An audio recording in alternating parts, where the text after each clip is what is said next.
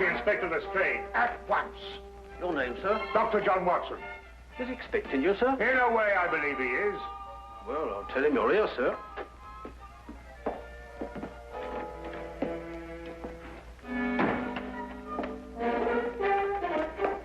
You can go in, sir. Ah, Dr. Watson, I didn't expect to have the pleasure of seeing you again so soon. Will you kindly read that? What is it? Read it. Oh. Yes, sir. Oh. I think it's disgraceful, sir. Absolutely disgraceful. What? Yes, and I'm glad you're here so that I can tell it to you personally. Why, you and I both know that it was Sherlock Holmes who solved the Cunningham case. If it wasn't for his brilliance and his persistency, the facts would never have been brought to light. And I think it's scandalous, sir, that the newspapers should have given me all the credit and said so very little about his magnificent achievement. What do you think, Doctor? I absolutely agree with you. Eh? I'm glad you're on my side, Doctor. Why, of course. I'm so glad you've taken it that way. What does Holmes think? Oh, he doesn't mind. You know, he doesn't care who gets the credit. Oh, dear old Holmes, such a modest fellow. Yes, well, look, you must give him my kind regards. Yes. And tell him that, although I know he doesn't think anything about it, I intend to get the newspapers to get the facts straight. Well, that's very good of you, Inspector. What's Holmes doing these days? Well, the last time I saw him, he was playing about with a lot of ink smudges and talking about the prints that fingers make. No. Good old Holmes, always experimenting. Inspector Lestrade, sir. Yes, what is it? There's been a murder reported at the home of Lord Beryl. What, Lord Beryl of the Foreign Office? That's him, sir. I'll be right with you. Excuse me, Doctor. Yes, of course. Lord Beryl. This is going to be a tricky situation to handle, what with the Foreign Office and who knows what else. Yes. Can I be of any assistance? I don't think so, Doctor. Oh, perhaps as a medical man. Mind you, I don't know what to expect, but I think you would be of invaluable assistance. Say no more. Here's the address, sir. Your carriage is waiting outside. Oh, thank you very much. Perhaps you'd care to acquaint Sherlock Holmes with what has happened. Well, I don't know. I don't know myself what's happened. As you said, the people involved make this case rather delicate. Perhaps a little suggestion now and then might help facilitate matters. One never knows. Yes, you're so right. Take a message to Mr. Sherlock Holmes of 221 Baker Street. 221B. Yes, of course, 221B Baker Street. Tell him what has happened and drive him to Lord Beryl's residence. Yes, sir. And tell him Dr. John Watson is already there. The flat's the first floor up. Yes, sir. Very good, sir.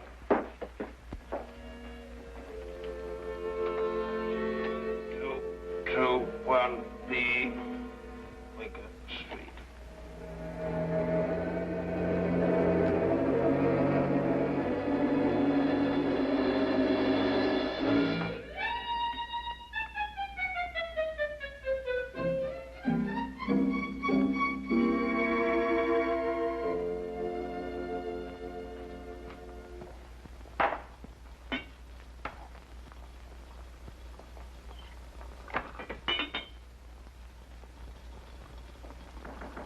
Come in.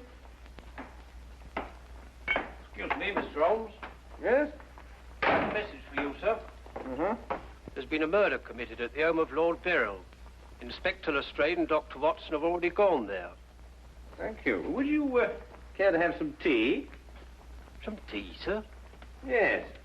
Is that what you're making? Oh, come along. Come and have a look at this. I'm working on an extract from a special series of pygmy poisons. Oh, very interesting, sir. Tea? Well, yes, I don't mind if I do.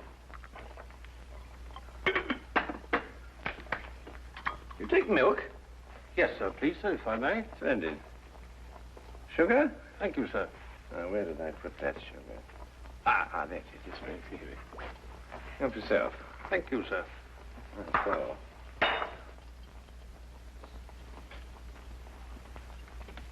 What's this you're doing here, sir? Well, I believe that certain poisons, if taken in the correct doses, can actually have beneficial rather than fatal effects. Now, that's very interesting, sir. Yes, it is, isn't it? What's all this over here, sir? Oh, that? Oh, those are some tropical leaves. They were sent to me by a friend of mine who hunts in that part of the country. The essence, you see, passes through this tube, down here and across the table, and is condensed in that retort there. And what's that stuff in the bottom there? That's lime. That acts as a catalytic agent to combine the essence of the leaves with a dark, tar-like substance, which you can see at the bottom.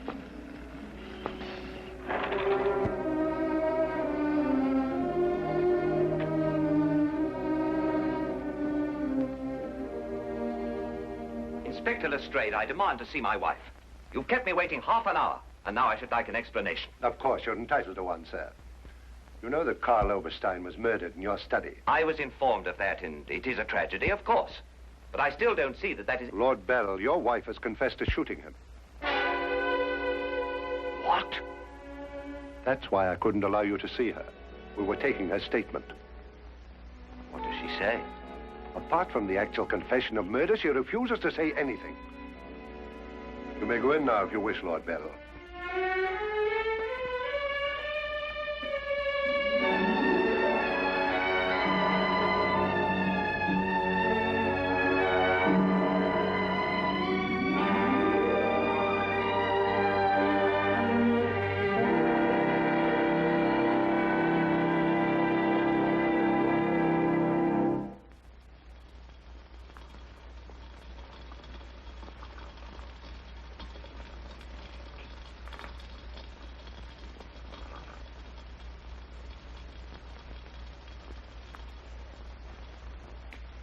What's that you're putting in now, sir? Well, it's a form of acid dye. Yeah. That's all right. Oh, where have you two been all the afternoon? Didn't the sergeant tell you? Oh, yes, I remember. There was a murder somewhere. Was it interesting? No, Mr. Dewitt. Uh-huh. Well, Straight coming up whiskey and soda. Whiskey and soda, Lestrade. Oh, I don't know. I'll be off duty in 5 minutes. Yes, I think that'd be all right. Neat for me. Well, sit down if you can find yourself a place. There you go. yes, well, I think we can leave that to boil for a little while now. Now, gentlemen, what's the problem? Who was murdered? A man named Karl Oberstein. Oberstein. Oberstein. Oh, yes, I remember. An Austrian chap. He was originally, but of course, for a number of years, he's been a freelance agent. Mm-hmm. Buying and selling anything he can get his hands on, eh? But his hands in a bit too much this time. Lady Beryl shot him. Holt Smith, 38. Oh, really? It was a nasty bit then. I examined the body before it was removed. Entire back of the head gone. Instantaneous death, of course. Did you find the bullet? No, the police surgeon will do that. It hadn't come out. Yes, and that shot in the back of the head removes any possible chance Lady Beryl may have had of claiming self-defense. You're off duty now, aren't you, Wilkins? Yes, sir. You may go home. Thank you, sir. It's been a pleasure working for you this afternoon, Mr. Holmes. Like to know how it all turns out. I'll let you know. Thank you, sir. Good afternoon, sir. I feel sorry for Lord Beryl. There'll be quite a scandal when this appears in the papers. Yes, it certainly will be. I wonder why Lady Beryl lied to you. What nationality was Lady Beryl originally? Well, she was born in Austria, although she was brought up in America. She's been here in England for the past 5 years, since her marriage, you know. It's a shame a woman like her has to remain in prison. Still, she might decide to tell you...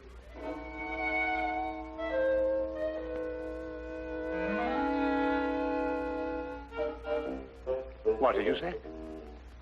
I beg your pardon? What did you say just now? I didn't say anything. Oh, yes, you did. You said, I wonder why Lady Beryl lied to you. Oh, that. Yes, what did you mean? Nothing, except, of course, that Lady Beryl didn't shoot this chap Oberstein at all. But she confessed to it. Nonsense. She didn't shoot Oberstein because Oberstein wasn't shot. His head was bashed in with a blunt instrument. The revolver you claim was the murder weapon actually belonged to Oberstein. She found it lying by his side and pretended she'd done it in order to shield her husband. She's no more guilty than you two are. Would you hold that like a good fellow, please? Would you please repeat that? Of course, it's as plain as a... Here, would you mind holding that? Oh, well, it's not plain to me. Well, you told me that Lady Beryl confessed to shooting Oberstein. But Oberstein wasn't shot. Just because you find a man with the back of his head shattered and a gun lying by his side is no reason to assume he's been shot. Thank you. You also assumed that the bullet had lodged in Oberstein's cranium because it hadn't emerged through the front. Now, any student of elementary ballistics knows that the greatest damage to the skull is on the opposite side to which the bullet entered. The point of entry is always clean. But the gun we found was an Austrian gun, and Lady Beryl is an Austrian. Now, there's a logical bit of reasoning for you. Would you mind holding that, please? Lady Beryl saw Oberstein lying there and jumped to the same conclusion we did. Well, Lady Beryl's innocent. Then somebody else is guilty. Brilliant. We've got to get back to the premises and re-examine them for clues. You come with us, Holmes. This nonsense can wait. Nonsense? Nonsense. Nonsense? Did you say nonsense? I'll have you know, Inspector Lestrade, that if the law enforcement agencies of this country were a little, an infinitesimal amount more advanced than ancient Neolithic man, I would not have to be doing the basic research work that will in time benefit police bureaus throughout the earth. You may have a point, Mr. Holmes. A point? The only point is human, of which there is a paucity in the halls of our defense of the public. So do you really think so? I certainly do think so, and I'll tell you a few other things, Inspector.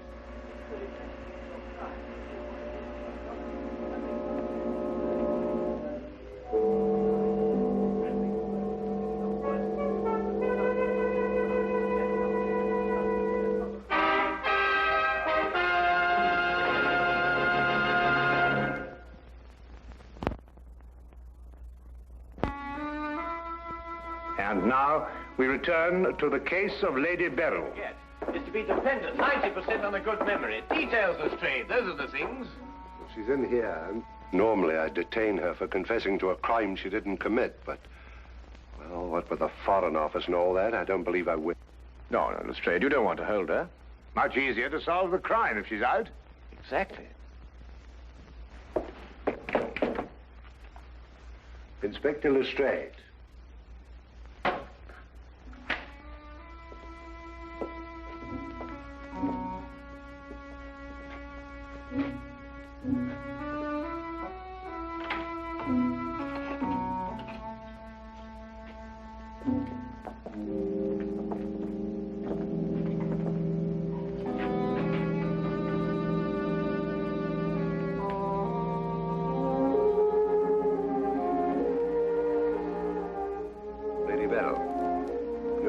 We're releasing you. So I understand. Do you know why? No. We've been able to prove that you didn't commit this murder you confessed to. I see. We would, however, like an explanation as to why you confessed to this crime.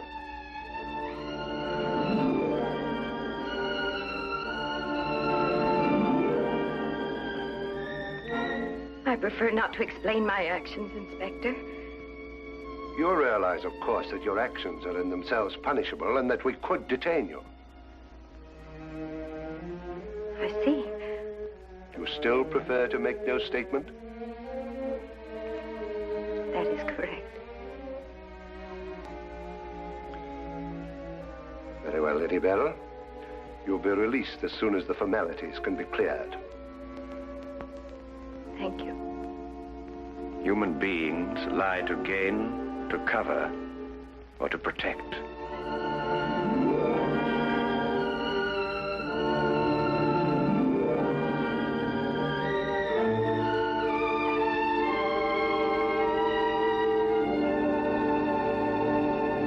I don't know how to thank you, Mr. Holmes. Please consider me forever in your debt. Not at all. You're in the Foreign Office, aren't you, Lord Beryl? I am. Had you ever met Herr Oberstein before? I had. Exactly when? Last week. For the first time? And the last time. I see.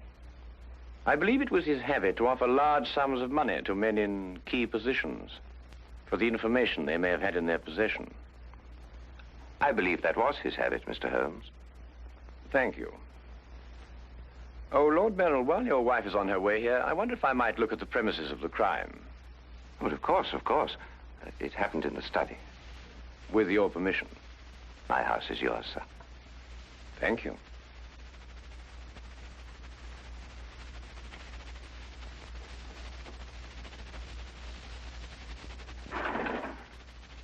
Well, now, let me see. Karl Oberstein was lying about there. Of course, it's been removed. Yes, of course. I see you've cleaned everything up with your usual remarkable efficiency, Lestrade. Now, look here, Holmes. I didn't know there was going to be any mystery about this affair. Oberstein's head was here, Holmes, and his feet were there. Thank you, Watson.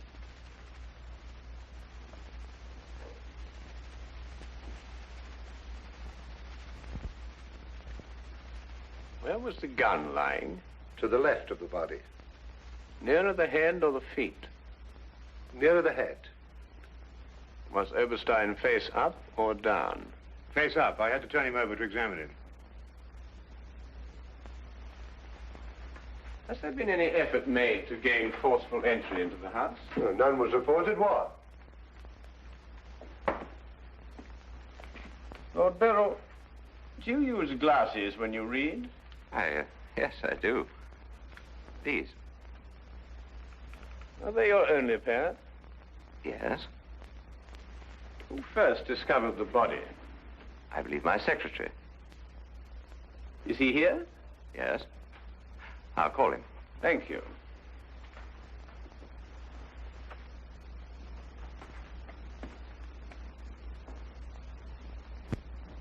Lestrade, where was Lord Beryl at the time you estimated the crime was committed? He'd been at a meeting with high government officials all day. Oh, good. Why did you ask about the glasses, Holmes? It's because Lord Beryl wears glasses when he reads that Lady Beryl confessed to a crime she didn't commit. What? This is my secretary, Mr. Ross. You've met Inspector Lestrade and Dr. Watson. This gentleman is Mr. Sherlock Holmes. How do you do? I understand it's through your efforts that Lady Beryl was returning home. Partially through my efforts. I wonder if I could impose upon you, Mr. Ross. Of course, sir. Would you mind taking these sheets of paper and roughly outline the position in which you discovered the body? Outline it in scraps of paper. If you would be so kind. Why, of course. What's the purpose of that? How many men have you on the premises, Lestrade? 2 outside. Why? Good. I wonder if you'd mind taking them into the garden behind this window and making a thorough search of the premises for a radius of 30 feet. Looking for what? Anything that doesn't belong in a garden. Are you serious, Holmes? Completely.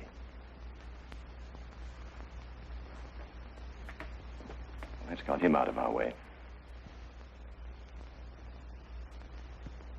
Have you examined your safe, Lord Beryl? I have, Mr. Holmes. All my papers are intact. Excellent. Does Mr. Ross have the combination to your safe? Yes? There's been no question of robbery. Of course not, Ross. One must ask these questions in an investigation. Of course. Good afternoon, Lady Beryl. Nina, my darling. How are you? I'm all right, George. Quite all right. You must rest. This experience must have been horrible for you. It's all right. It didn't last long enough to be too difficult. I don't know how, but Holmes has solved the entire thing. Has he really? Not entirely, Lady Beryl. Not yet. Do you expect to? I can only hope to. Mr. Holmes, if there's anything I can do to help. If it would not be too much of an imposition, Lady Beryl, I would like you to retake the position in which Mr. Ross discovered you when he entered the room. Mr. Holmes, my wife has had a harrowing experience. Please consider her nerves at this point. You're forgetting, Lord Beryl, that your wife confessed to a crime she didn't commit. The circumstances are somewhat exceptional. But if Lady Beryl would rather not... It's quite all right, George. Now, let me see.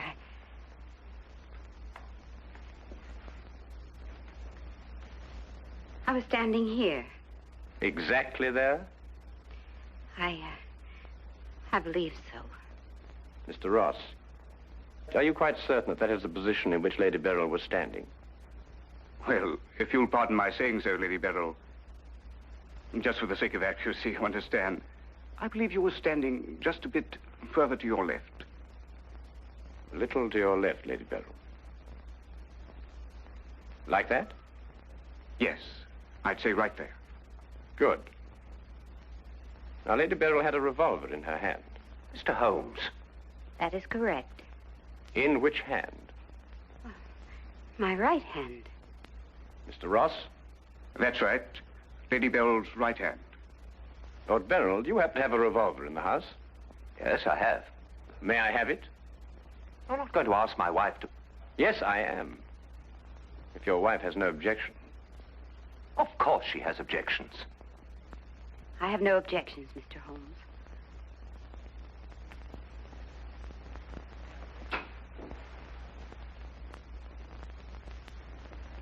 Ah, excellent. A .38 caliber. Do you notice, Watson, that it's patterned very closely after the Schmidt-Holtz, the revolver in question? Lady Beryl, is that the way you held it? I believe so. Mr. Ross? Yes, it was like that. Mr. Ross, I'd like you to think very hard. A great deal depends on what you're going to say now. As far as you can remember, that was the position of Herr Oberstein's body? Yes. And where in relation to Herr Oberstein's body and Lady Beryl were the broken eyeglasses? Over there. There? Yes.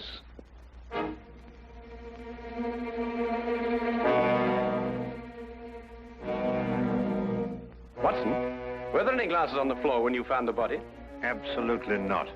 You're positive? Positive. That's right. I didn't know what I was saying. There were no glasses on the floor at all. There weren't any glasses on the floor when you found Lady Beryl bending over the body. But there were when you sent Herr Oberstein crashing to the ground.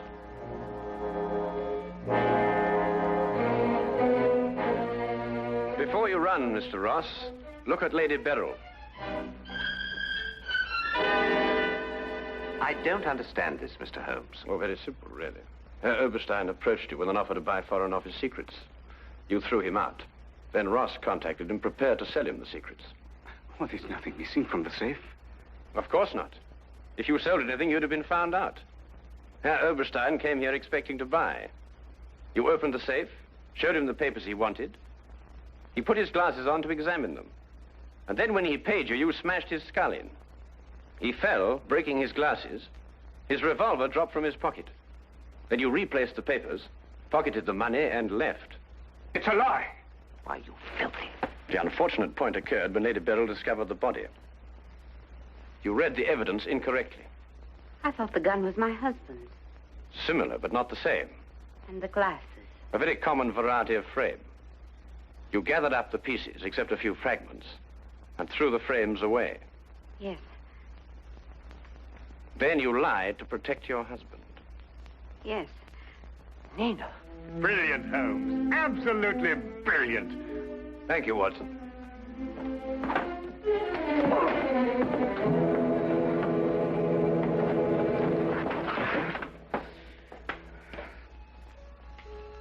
My humble and very grateful thanks, Mr. Holmes. It's been a pleasure to help so brave and noble a woman. I'm still not quite certain what's happened, but I know we shall both be forever indebted to you.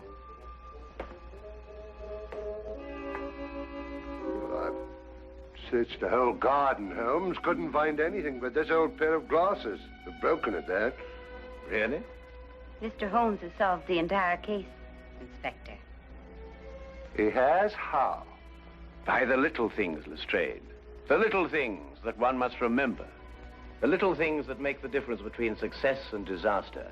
One must never forget that the difference between... Good heavens. What? What is it, Holmes? I left the gas on under the experiment. All Baker Street will be blown up. Holmes, I turned it off. No. Stay. Hold that.